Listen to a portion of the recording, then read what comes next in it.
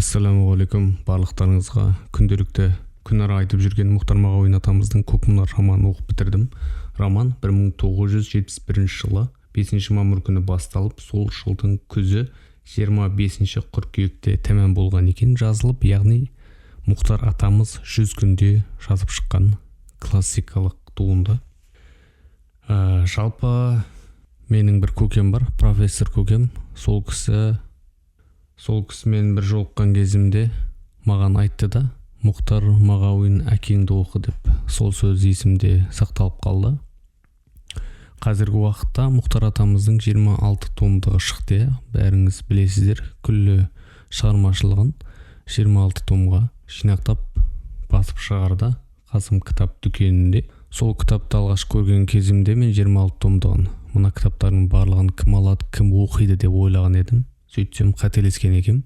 Қазіргі уақытта Мұхтар Мағауин атамыз көпшілік оқырмандарға, жалпы жастардың арасында хит болып жатқан жазушы деп айтсақ болады, қателеспейміз. 26 том болса да жастар алып оқып жатыр. Бұл өте қуантарлық жағдай. Менің де алғым келеді, бірақ әзірге қолым жетпей жатыр. Сондықтан осы бір кітабын алдым, Көк мұнар романын. Оның алдында Атамұрадан шыққан Алдаспан деген кітап бар. Ол кітапта жыраулардың жырлары, өлеңдері жинақталған. Мұхтар атамыз архивке кіріп, қанша уақытын көз майын тауысып жинақтап шығарған жыраулардың жырларын.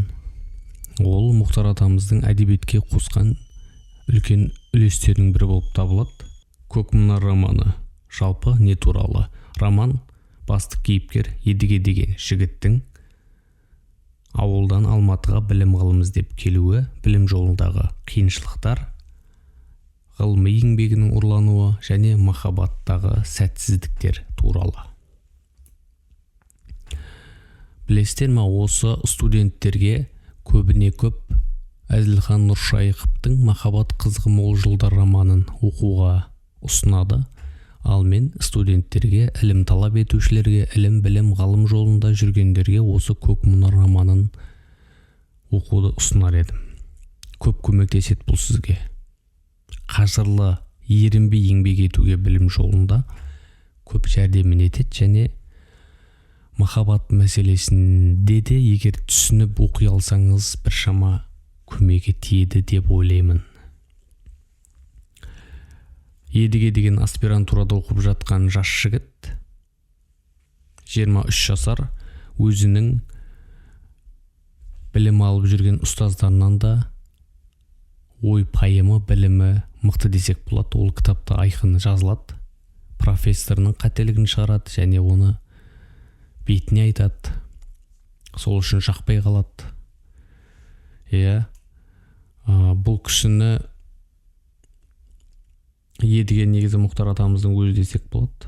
Жастайынан білім ғылымды талап еткен. Мұхтар атамыз 8-9 жасында Абай жолын оқыған. Өзінің айтуы бойынша кішкентай кезінен бастап жазушы болам деп мақсат еткен адамда бұл кісі.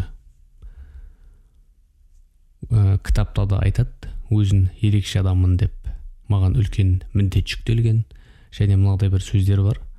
Адамға Құдай тағала үлкен қабілет береді, сол қабілетке сай еңбек ету керек, барынша сөлін шығарып тұрып, тырысып қолынан келгенше.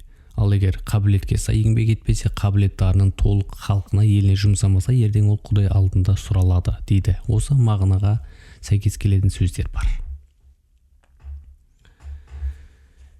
Және махаббат мәселесін айттық. Кітапта Гүлшат есімді жас қызға ғашық болады, екеуі жүреді, бірақ айырылысып кетеді. Оған бірнеше себептер бар. Мен ойлаймын, Гүлшат ол Едігенің әлемін түсінбейді.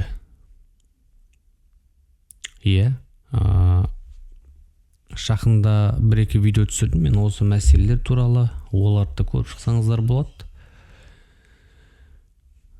Және Едіге, жалпы Мұхтар атамыз кітапта Гүлшатты жеңілтек қыз деп сипаттама береді. Өйткені екеуі сөйлесіп жүрген уақыттарында қыз бен жігіт боп айырылыспай тұрып ақ Гүлшат басқа бір Бердібек деген жігітпен сөйлескен. Ол Мұхтар атамыз кітапта айтады да, ол басқа біреумен сөйлессе мен түсінер едім дейді. Бір пайымы, бір салиқалы, санасы бар жігітпен сөйлессе мен түсінер едім дейді да. Ал мен Бердібекті танимын дейді. Онымен бірге бір дастархан басында ас ішудің өзі арам дейді. Сондай бір құйтырқы жігіт екендігін айтады. Сондай адаммен сұхбат құрып, киноға бару, білмеймін, ол деген бір жеңілтектік деп айтады.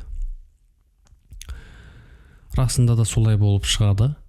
Жаңағы Бердібек деген жігіт алдап сулап пәктігін алып қояды екен кітаптың соңында. Бұны кітаптың соңғы жағы неге айтқанын білмеймін, енді бекер айттым ба деп қалдым, бірақ көпшілік қауым оқып та қойған шығар негізі. Қыздың ар-намысы жөнінде де сөз болады кітапта.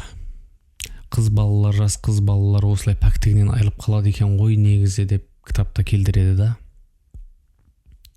Гүлшатпен жүріп жүрген уақытында екеуі жеке дара қалып қояды. Сол уақытта да қызға жақындай бастаған кезде қыз кішкене қарсылық танытады. Бірақ егер сол жерде едіге қинап жіберсе, оны қыз беріліп қоятын еді да. Сол кездегі автордың, Мұхтар атамыздың ойы да қыздар осылай пәктігінен айырылып қалады екен ғой деп. Қыздардың да өзінің намысына, арына ие болу керектігін, мықты болу керектігін осы тұста айтқысы келіп тұр да. Сондай жасырын ойлар бар. Әсіресе студенттік шақта, жастық шақта қыз бала ар-намысына өте мықты болу керек, ешкімді жақындатпау керек. Қызды жеңілтек деп келтіреді. Жеңілтек дегеніміз жеңіл мінез, ұшқалақ мінез да. Өз-өзіне еге бола алмай қалу, өз ойларына, өзіне нақты не керегін білмеу, өзінің құнын білмеу деген сияқты мінез құлықтарды айтсақ болады. Және жаңа айтқанымыздай Гүлшат едігенің әлемін түсінбейді деп айттым. Оған бірнеше себептер бар. Жалпы кітапта мынадай бір сөздер келтіреді.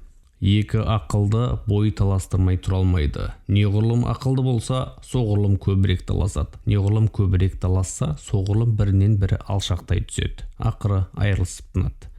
Және мынадай бір сөздер. Тым ақылды болдыңыз, сол себепті де бақытыңыздан айырылдыңыз дейді.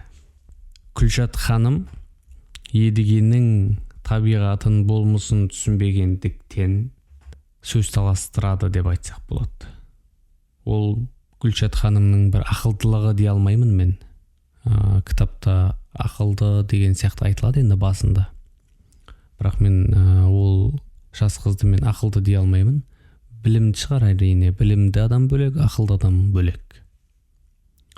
Екі ақылды бой таластырмай тұра алмайды дейді. Ал Мұхтар Шаханов атамыз махаббат жөнінде не айтады? Екі парасатты, пайымды адамның сана биігінде жолығуы деп айтады махаббатты. Ал бұл жерде екі ақылды бой таластырмай тұра алмайды дейді. Сіздер қалай түсінесіздер? Мүмкін екі ақылды адамның пікірлерінің сәйкес келмей қалуы, мәселе ода емес. Адамның жан дүниесінің сәйкес келуі бірінші орын. Жан дүние сәйкес келсе, ақылдар тоғыса бастайды өзі, белгілі бір шешімге келеді. Осы сұрақты бір кісі қойған еді маған, содан кейін есіме түсіп айтып кетіп жатқаным ғой. 9 минуттай болып қалыпты. Кітапты оқып көруге кеңес етем барлықтарыңызға. Мұхтар Мағауин атамыздың жатқан жері жарық болсын. Қабір азабынан, тозақ отынан сақтасын Раббым. Рухына фатиха болсын.